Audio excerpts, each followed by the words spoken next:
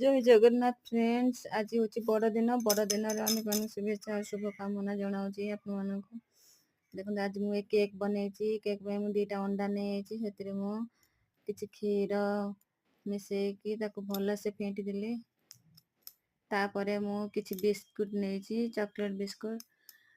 तापरे से चीनी को ग्राइंडिंग करके अल्प चीनी नहीं तापरे मुझे मैदा देनी कि मैदा बदल ये मु अटा नहीं कहना अटार देहपाई भल। तापर मुझे टूटी फ्रूटी फ्रूट नहीं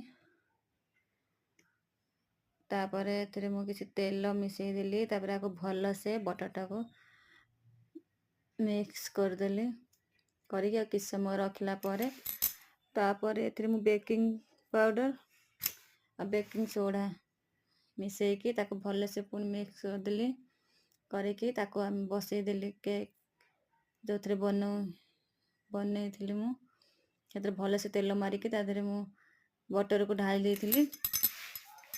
ये देखो मोर केक रेडी बसिया कि ये देखो ताऊपर मु किसी टूटी फुटी भी पकई देती भल देखा ये देखो मो केक केमती रेडी हो गला। बढ़िया केक होता मोर पूरा स्पंज टाइप। केमिति लागला मोर cake please like share comment कर देवे। रहूची नमस्कार।